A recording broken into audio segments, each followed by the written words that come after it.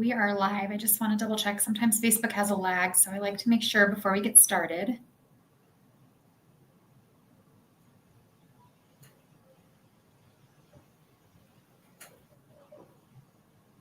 Okay, we are all set. Excellent. All right.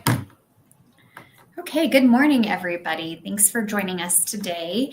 My name is Jamie Chavez. I'm the president and CEO of the Westminster Chamber of Commerce, and every Wednesday we bring to you a live broadcast featuring one of our newest chamber members to introduce them and give them a chance to talk about their business or organization.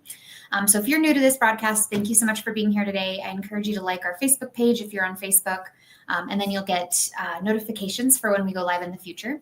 If you're on YouTube, you can hit subscribe and watch previous broadcasts there as well.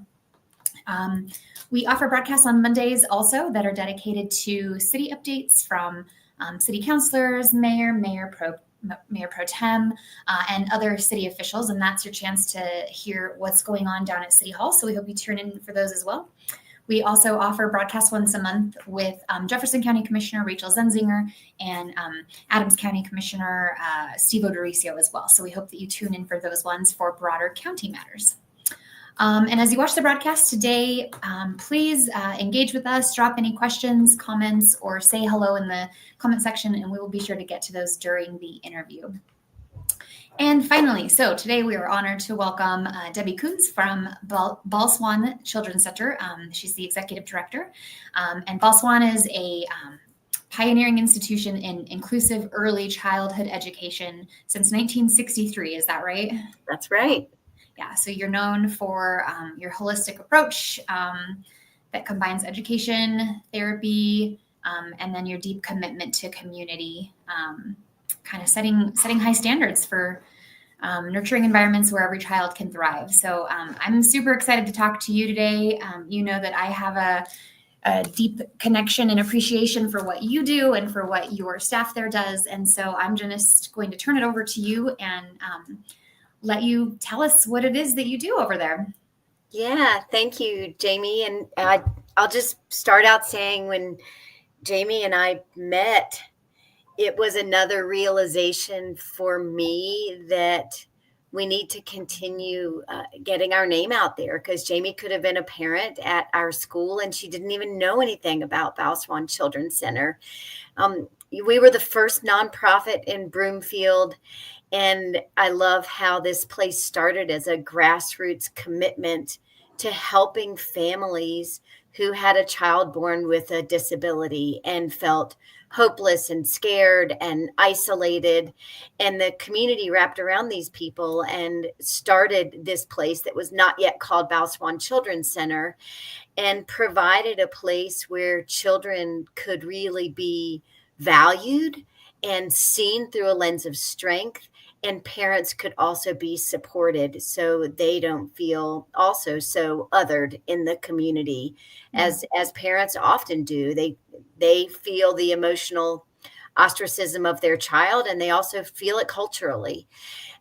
So, you know, this was 1963 when we started, and the beauty of this initiative was that at that time, women in the community volunteered because there were 13 children and one teacher, and all 13 kids had very significant needs. And that one teacher recognized that one person was not enough. Right. And she rallied friends to come and help her.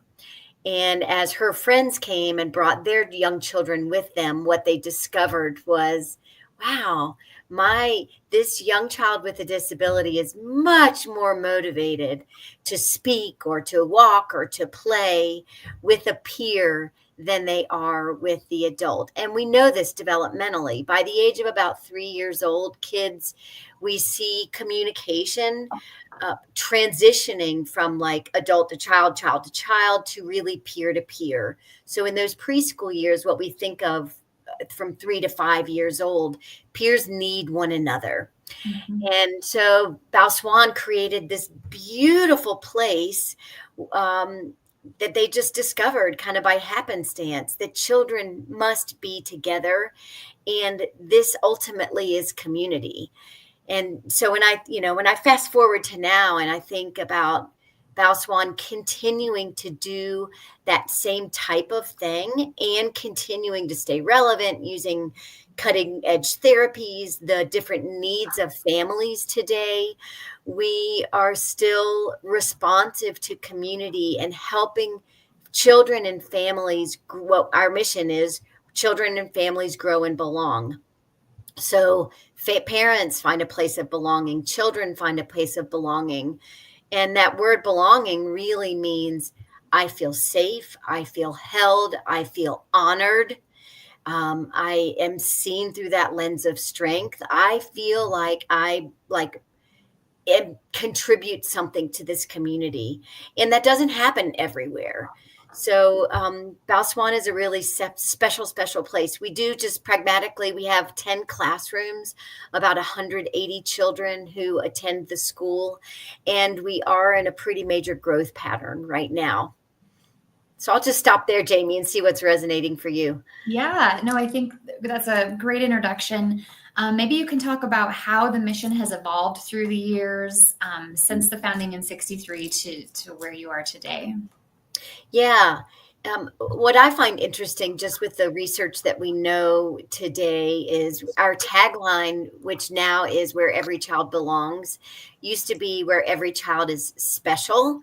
And that's fine because children are special and every human is unique and special. And yet that word carries with it some connotations that just aren't exactly affirming in 2025, right?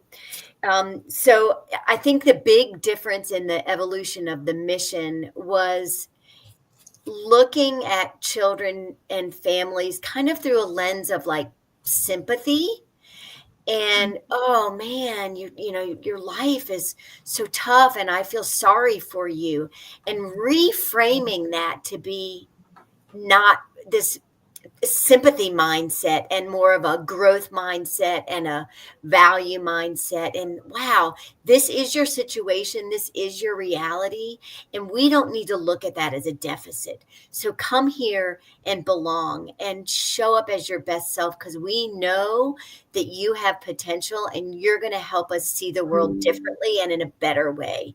So I'd say that's kind of the biggest shift that's happened in Bal Swan over the years. It's always been affirming and loving and always will be. And now it's much more of that kind of shared value and that growth mindset. Yeah. And so how do you, Bal Swan has an emphasis on inclusion, interdisciplinary teaming, individual education, and just, real love for these kids. How do these principles manifest in your classroom daily? Yeah, that's a great question. So our classrooms have about 30, maybe 40% of children with a disability. The classroom community just functions as a whole. They're everything. Life is a buzz in the classroom. The individualizing, what that means and how that plays out in the classroom is every child is individually seen, and developmental milestones are tracked for each individual child. So growth can be seen in that child, and an individual plan is created for the child. So traditional schools will say, you're X years old, you should be doing X things. Bal Swan says, I'm not really looking at your chronological age. I am looking at developmental milestones that might be appropriate for a 48-month-old or whatever, but I'm looking at you as an individual. And together with the parents, we're crafting a plan based off of the goals that the parents want to see for the child and the developmental goals that we as educators would like to see. So the individual plan is critical to what we do. And that also emphasizes that strength-based focus. The interdisciplinary teaming means kind of two real concrete things.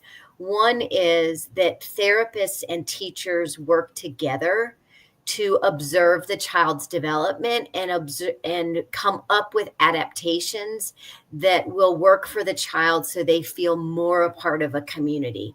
Mm-hmm. So our therapy clinic sort of operates as a private clinic. We bill insurance. However, a majority of our therapist time is free to the families. It's part of the tuition they pay, where the therapist pushes into the classroom, gives the teachers suggestions of adaptations, observes the children, and then if an evaluation is necessary, they'll do the kind of the clinical side. The other part of the interdisciplinary teaming that's a little bit different here is that we push in the therapy as much as possible into the classroom. So a speech therapist, and this is because we know the power of the peer-to-peer. So let's say a speech therapist is working on, communication skills or the letter F. They will go into the classroom together with peers, work on those goals for the child that has the goals. So once again, there's no ostracism, there's no being taken out, there's no feeling weird or different. It's that this extra adult is coming in and we're all still playing together.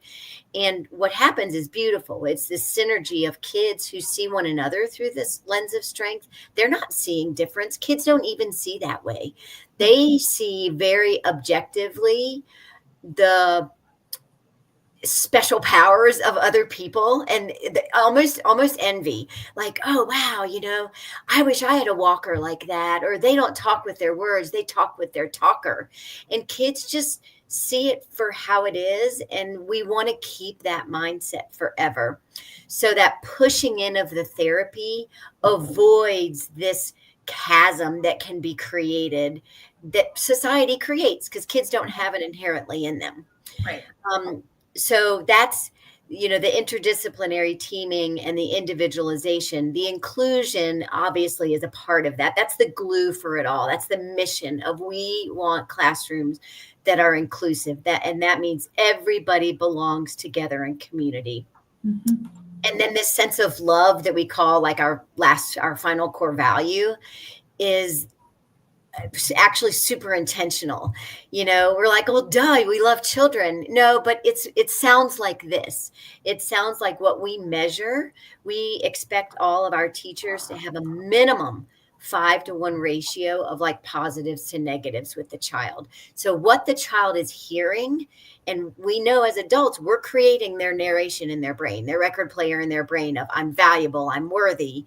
So when they hear that 5-to-1 ratio, then this positive narrator actually supersedes the negative. And so that love really looks like, I am valued for who I am, and I am important to this world. Right. And we measure that, and we expect that to happen in every classroom. That's awesome. And how do you balance the needs of neurotypical and neurodiverse children within the same learning environment? Yeah, that's a great question. And a lot of people think, and this is a myth of inclusive education, is that if my child is advanced or even neurotypical, they're going to be brought down. And it is a myth, because there's a lot of research around that. And the research indicates a couple really poignant things for the neurotypical or the gifted student. One is that there's increased empathy. Two is, and this leads to really that academic outcome, there's increased sense of leadership. So when kids are together in a community, rather than sort of jockeying for power with one another, like, how fast did you do your math test?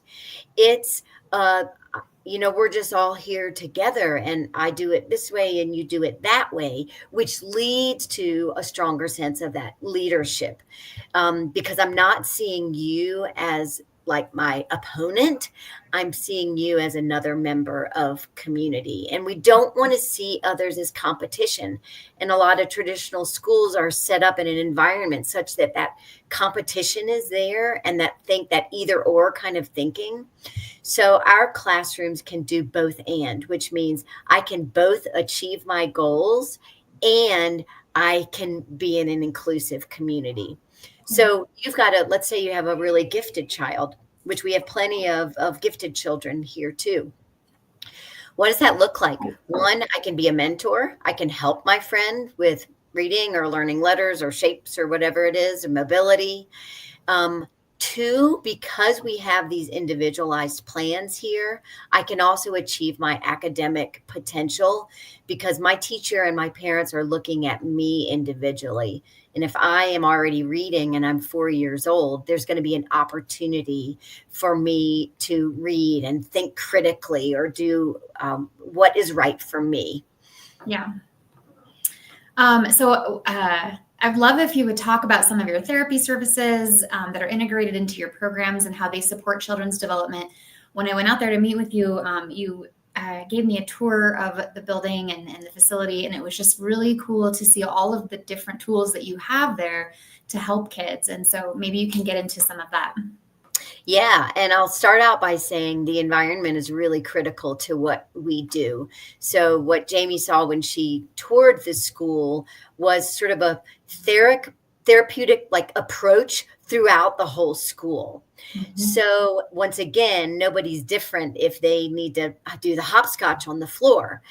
So we're very much kind of like homegrown. There's a lot of tape on the floor and pictures on the walls. If a child needs to do what we call a wall push-up, which essentially means I need extra input into my body. All of that happens in the natural environment. Mm-hmm. In the classrooms, there's also choice. So we think this sense of agency for a child is really important. So when they go to circle time, which in preschool is our sort of academic time, they have a choice of what type of seating device is best for them. Like traditional schools will say, you sit on the floor, crisscross applesauce. Right. Well, if your hips don't, work well, or your back isn't strong, or your core is not strong, you can't sit crisscross applesauce on the floor. So kids inherently know their bodies. So we have choice right there. They can sit in like 5 different types of seating, from with a lot of support, something that moves if they need more stimulus to their body, to even a swing. So I can be in a swing and also attend to circle. So the message to the child is, you can pay attention. It's my job as the adult to create the environment that's conducive to your learning. Yeah. And it's your job to learn. And I know that you can. So that's the inclusive part of the therapeutic approach. Yeah. The other therapies that we do have a clinical side for are occupational therapy, speech therapy, and behavioral therapy, which is becoming more and more of a need in today's times.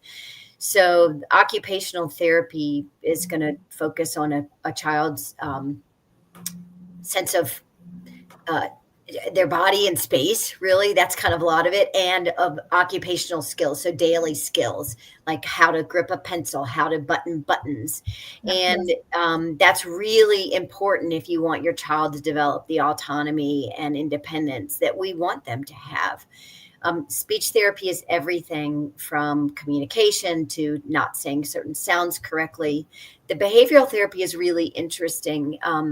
We continue to see in this neurodiverse world children who are really struggling with self-regulation, which means kind of managing their emotions in this community spaces. So a lot of wanting to just run away and kind of operating from what we would say sort of their brainstem in somehow there's a fight or flight that is being triggered in their brain.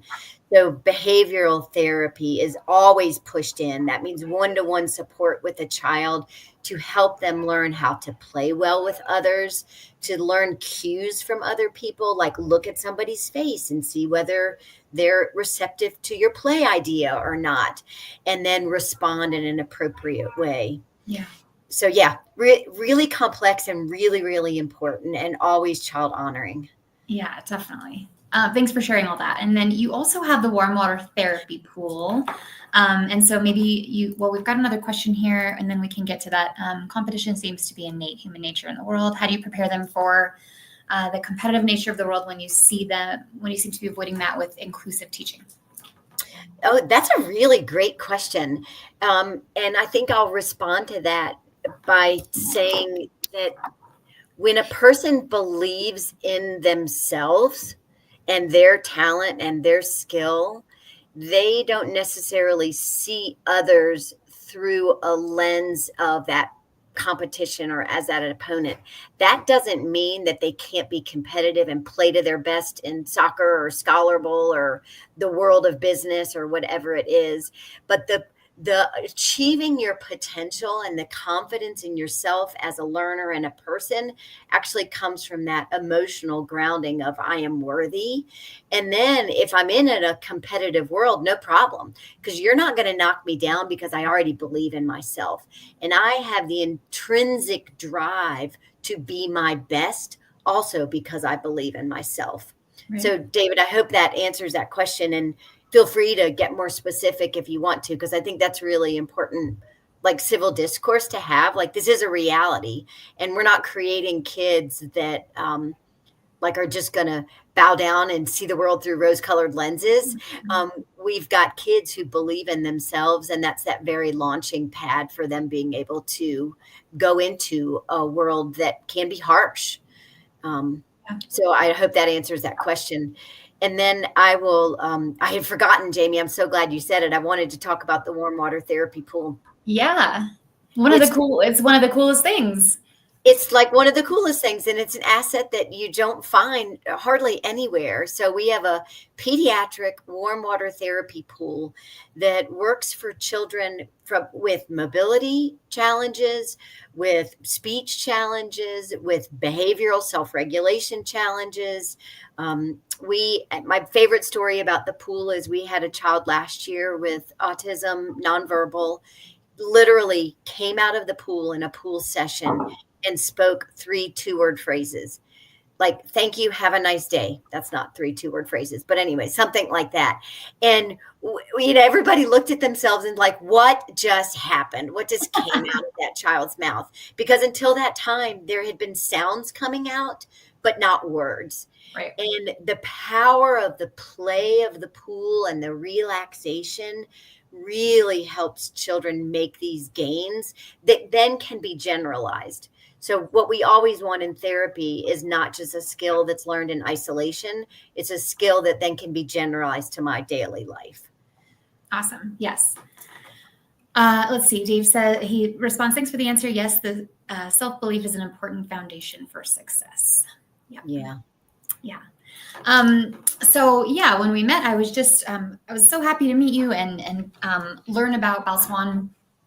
I have a kiddo that's, she's 7 now. She's going to be in 2nd grade this coming year. So almost done with 1st. So has aged out of any opportunity to be with you guys, but wish that I had known about you earlier just because she's had some challenges with, she has spina bifida. And then she, had selective mutism, which is an anxiety disorder, which she has grown out of, thankfully, but it took a lot of therapy and a lot of work with her on that. And so it would have been fantastic to know about you guys sooner. I know some other families that go there and are extremely happy. So just really, really glad that people can learn more about you and what you guys do. How does Bal Swan involve families in the educational journey and decision-making process? Yeah, families are a critical part of our mission, and it starts before the child's even enrolled in the school. We have an individual, what we call enrollment meeting with every family before the child even starts. At that enrollment meeting, we get to know the parents a little bit. If they need resources, we can refer them to resources. We also do at that enrollment meeting a developmental screening on the child. It's called the Ages and Stages Questionnaire, ASQ. So already what we're doing is we together, professionals and parents together are looking at the child's development and already beginning to craft some goals around the child's development and the child's needs. So that can't happen just in isolation from the educator perspective. The other thing is, and we're preschool, so parents typically walk their child into the school in preschool years. But what happens within the halls of Bal Swan is just this buzz of relationship between the adults too. And the preschool years can be actually kind of isolating because sometimes you're home with a young child, or if the child's in daycare, you like pick up and leave, and then you're just going home and doing bedtime and bath time and all the things. And adults need each other too. Yeah. So our parents get to know one another, and we have family events. We have a picnic. We have, parent teacher conferences. We have what we call our family fest. We have a big gala every year called the Bal Swan Ball, which is a complete adult event. And it's a fundraiser. So some of our families are able to come, some not. But we try to plan activities that promote parents also getting to know one another. And then what that does is it grows their resource network. We also plan a really, really fun event at Brimfield High School called Tiny Tot Town. And that's basically like a pop-up children's museum. It's just because it's the right thing to do for community. So everything from like the pizza shop to the yoga studio to the library, businesses come and they just volunteer their time to create a playscape for children that represents what their business is. So, and that the reason for that is twofold. One, parents learn about resources in the community. And two, parents learn that children learn through play. And what's happening there is a natural play opportunity. And ultimately that enhances the child's development. Yeah, I think that parent piece is so important. It can be really isolating to have a child who's different, or not know anyone else that might be in your same situation. That was always something that I struggled with. And so it's hard watching other kids grow up typically, and yours is not typical. And so having that network of other parents going through that same thing is completely invaluable. Like, it's just so important. So definitely appreciate that. Something I'd love to say too, just about our outcomes. We had a child with cerebral palsy last year or the year before. And when he went to kindergarten for his kindergarten assessment, he tested within normal limits for the social emotional domain of development. This child, who is not going to test within normal limits, probably cognitively or grow in the gross motor realm, he had friends. And he knew how to play with peers, and that, can't be measured. So he's 5 years old and going into school, and that's within normal limits. And why is that? Is because he'd been in a peer environment all of this time. And then he didn't have a deficit in that domain. Yeah. So to me, that's really, really powerful. Yeah. Well, we're about out of time, but I do want to ask what opportunities there are for community members, maybe people who aren't parents or aren't involved in other ways, to engage with or support Bal Swan's mission. Yeah, we love volunteers on all levels. And two things I'll point out. One is that we are in this 60-year-old building. We are entering into a capital campaign to rebuild our building. It just isn't serving us well and is actually a hazard. So we need people in the community who believe in education and everything we've just talked about to either serve on a capital campaign, connect us to other businesses or individuals who can give. Boards of directors. We also are planning some growth and to expand into the elementary space and expand lower into the infant toddler space. And we need sharp minds. We need people who believe in community. So whether you want to be an educational partner or a parent or a donor or a business who maybe wants to sponsor something or come to sponsor the ball or come to Tiny Tot Town, there's so many ways you can partner with us, and we invite it. That's part of the inclusive message, is that we're also inclusive as an organization. Yeah. Awesome. Well, thank you so much for being on today, Debbie. It's always so nice to talk to you and hear more about Bal Swan. And I hope that people will reach out if they have any additional questions or want to support or want more information. Thanks, Jamie. I appreciate your time. And yes, please reach out, anybody who's listening. Yeah. And thanks for everybody who joined us today. Everybody have a great rest of your week.